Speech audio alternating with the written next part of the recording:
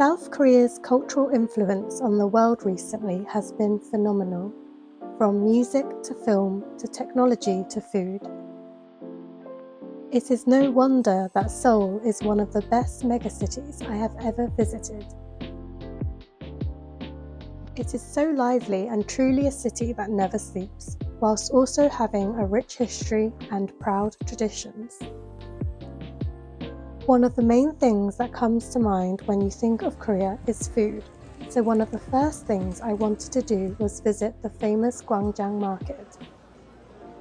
Here you can find a variety of street food such as tteokbokki and kimbap. There are many vendors to choose from and it gets pretty busy here. Outside of the markets, there is such a wide variety of restaurants and bars in Seoul. We ate a lot of dishes full of cheese and spice.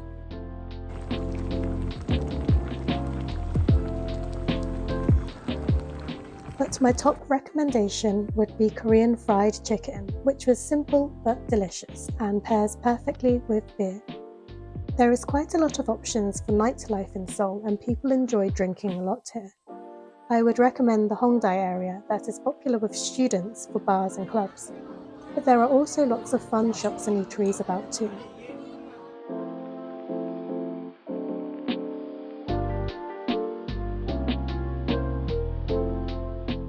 Korean barbecue is another must-try dining experience. You can enjoy pork being cooked in front of you and served with lots of side dishes.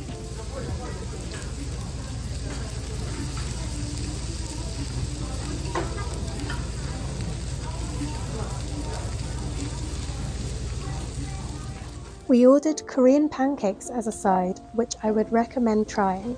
If you enjoy a bit of spice, you should try the kimchi Korean pancakes.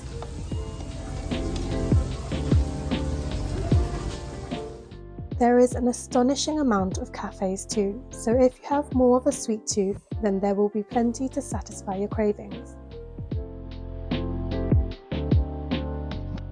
Cheong Cafe is a really peaceful and beautiful dessert cafe. I enjoyed watching the birds in the pond outside.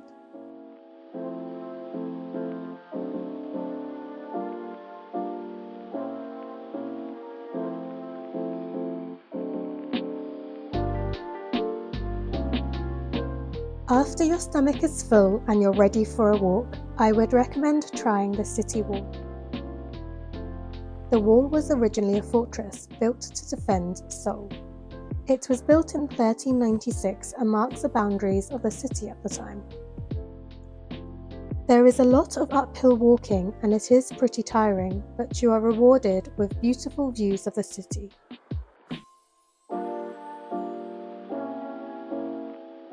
Near a part of the path is also the Dongdaemun Design Plaza, or the DDP, which is a cool piece of architecture to explore.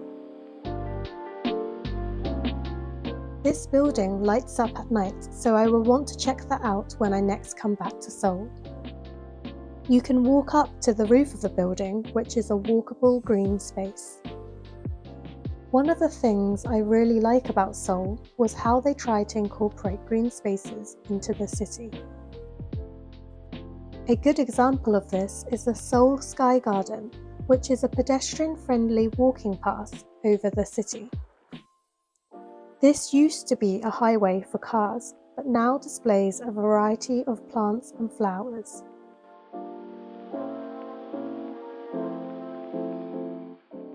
Another famous spot to visit is Cheonggyeon Stream, which was beautifully restored after being covered up after the Korean War.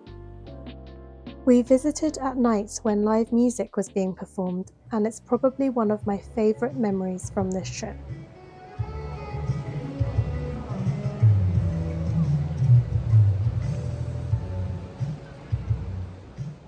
Near this is the absolutely stunning Jogyesa Temple. In the spring, there are hundreds of lanterns decorating the outside, making it one of the most gorgeous temples I have ever visited.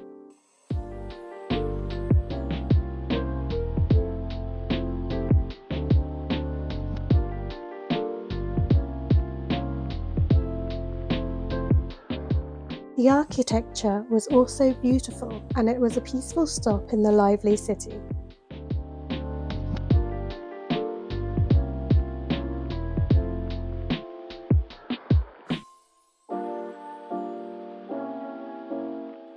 Another amazing piece of architecture to check out is Gyeongbokgung Palace.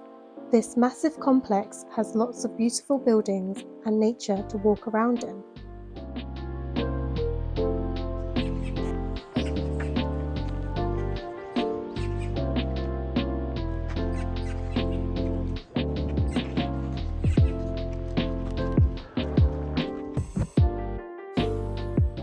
You can enter for free if you wear traditional Korean dress called a hanbok. Linked to this palace is the Korean Folk Museum, which is free to enter with your palace ticket.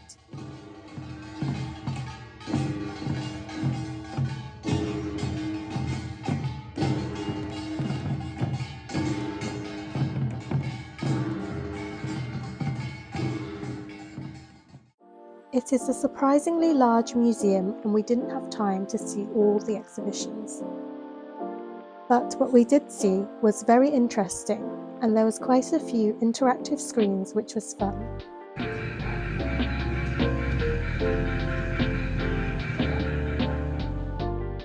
Another famous tourist spot to visit is Seoul Tower, which is located on Mount Namsan. There is a cable car, or you can walk up, which is a half-an-hour uphill climb.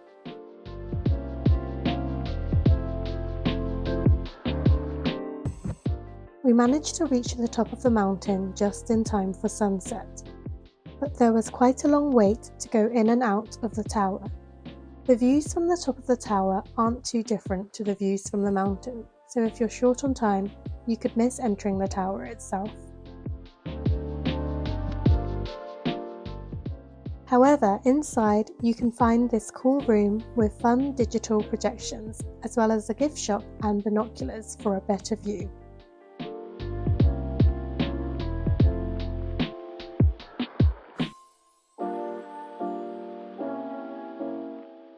Even the toilets have an amazing view of the city.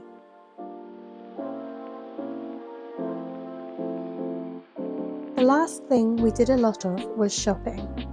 There is such a wide variety of shopping in Seoul, from markets to second-hand shops to massive department stores. Here is a nice variety of recommendations from my trip. Common Ground is a complex made of shipping containers. It has fun streetwear and some thrift shops, as well as arcade games. The Starfield COEX Mall has an iconic library display and aquarium.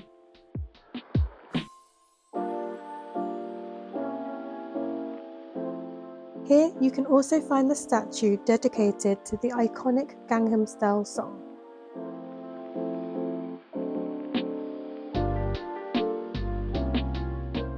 And lastly, the Hyundai Seoul, which is one of the largest malls in Seoul.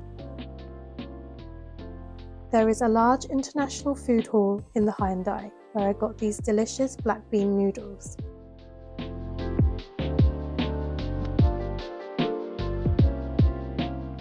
There was also this cute pop-up event and exhibition when we visited.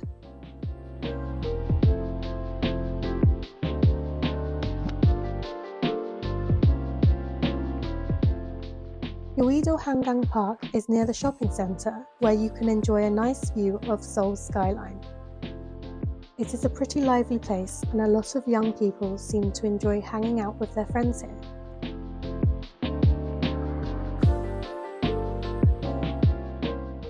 Seoul is one of the most fun cities I have ever visited. There is so much to do and see, and we struggle to fit everything in, so I can't wait to visit again sometime soon.